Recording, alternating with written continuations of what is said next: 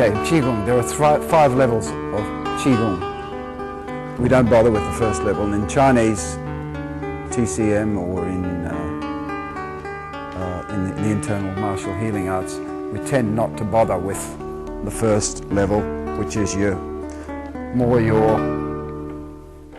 sitting meditation type of thing, where you sit with and have a candle and do all that. So we tend to jump one step. So that's the first level. We jump a step to the next level, which is a working type of qigong, because it's a martial qigong. Also a body healing qigong. We tend to go to the next step, where we put some heat under the cauldron. The whole idea of doing qigong in the first place is to get some energy or some qi distilling up the backbone and then evaporating up the backbone and then distilling back into the marrow of your bones. That's the whole idea. That's the reason that we do it. And when you get that qi, that extra qi flowing, then you can use it to heal someone, or in the fighting or self-defense arts.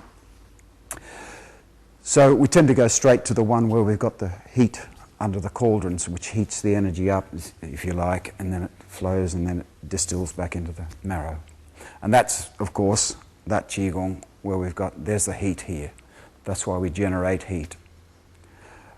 But the main thing here is not so much that we've got to get the posture correct, of course, but everyone does it slightly differently. As long as you've got everything correct, basically correct, then you can't go wrong with your basic standing qigong.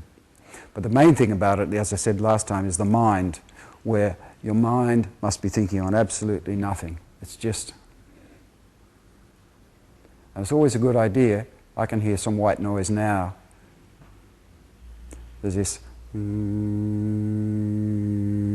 like that. A lot of people like to go out in the country where there's nothing at all. We can always pick up white noise somewhere, you know, there's something in the distance, there's the birds, there's some sort of sound. But in cities, it's really, really quite advantageous, because you've got this constant low hum, like this. And you can just lock into that, and you can just... And it helps you, actually helps you to clear your mind of all extraneous thought, which is what you want to do with qigong. You should never ever, you know, I'm going to send my qi from my liver to my kidneys. You just constipate yourself doing that. Nothing happens when you have the conscious thought about qigong. You should never putting needles into someone. You shouldn't think, oh, I'm now going to put energy through this needle into this stomach point. All you've got to do is have a clear mind, know where you're going to stick the needle or do the point pressure or anything, and just stick it in and just hold on to it for a little while, maybe twisting it or doing some things with which tends, and that even more so when you're doing things like that, because your mind tends to go onto your fingers. But if you can keep that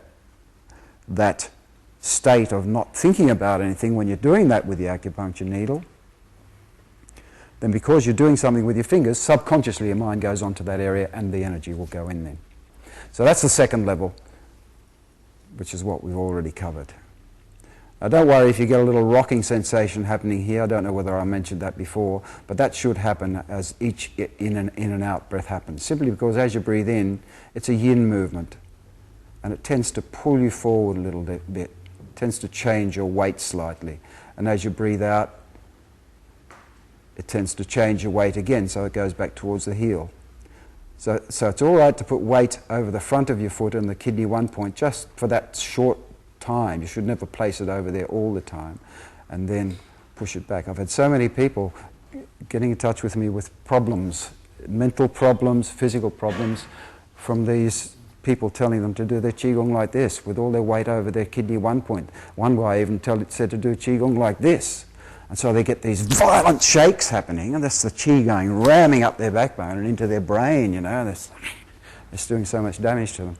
So always keep your weight back in there, about there, and don't worry if you have this little rocking sensation on each in-breath and out-breath. It tends to enhance the experience anyway when you actually move with your breath, because the breath is moving with the qi as well. It's just a little over. If you want to do it, just stand there and just do that. It's just a little over. Just bring it. It's not very far. You only move just just to change your weight over the ball of the foot, and then just take it back that inch or so, back.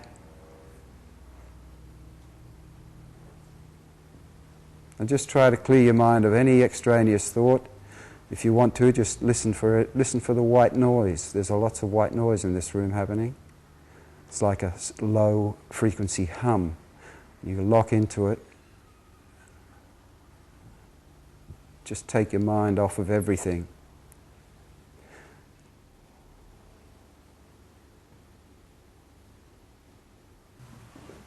The next area of qigong is where we begin to move, and obviously Tai Chi is the epitome of this, because you've got soft, gentle movements which really enables you to not think about the movements. Of course, in the beginning you have to think where to put the hands, but once you get over that, of course, you can hold that meditative state, if you like, or that alpha state, whilst moving. And so Tai Chi lends itself to this. But we have a couple of different little exercises that we can do, especially if you're a teacher, for stark beginners, because learning the Tai Chi form, of course, they're different movements, and so they've got to think where their hands are, so they really can't hold that state that they should be able to get into eventually with this posture. When you move your hands, even when you're just moving your hands from here down to here, then finishing off, etc., putting your hands behind your back, doing the closing move, you should hold that meditative state, that no-mind state. When you've got your hands in this position, you shouldn't bring them down here until you can feel like as if your hands are your center. That's what happens. Your whole body becomes as one again, because we tend to think of our hands as being hands as separate from our body, because you do so much physical work with our hands or our feet or whatever. Or there's my ear, you know. We Westerners tend not to think about body as a whole, as one whole unit. And that's what qigong does for you. It brings your mind back to think about the body as just one whole unit.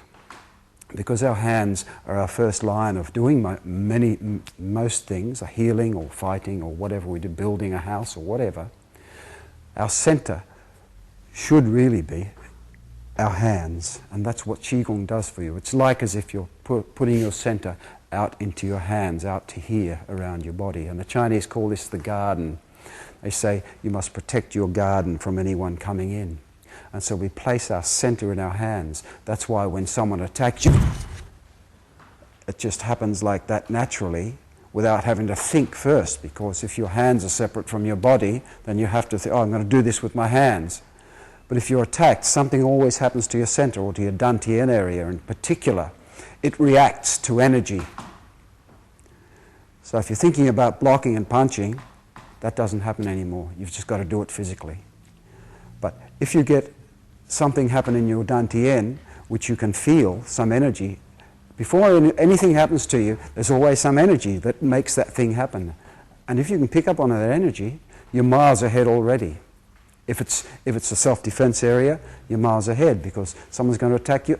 You feel it. You feel it here. But because this center here is also attached to your center out here, and your center's actually out here, so wherever you move your hands, your center or your whole body goes to, then you're miles ahead already. And if you're healing someone, you can pick up on that energy that's in the person, inside of the person, whether they've got something wrong with them. Your hands naturally just lead you to the right spots, because it's not your hands doing it anymore, it's your center, it's your whole body. And that's what we're trying to do on the way up by doing these 5 levels of qigong. And Tai Chi leads you through this naturally. It's a fantastic art, because it just leads you through it. And unfortunately, most people don't ever get to do the slow movements of Tai Chi, so they're only ever doing the 2nd level of meditation. They never ever get to do 3, 4, and 5. So the 2nd level of meditation involves moving, and we've just got a couple of little movements, and basically they're in the Tai Chi form anyway, but they're nice movements which really lend themselves to this concept of getting a holistic body. So we'll do it now. This is the movement.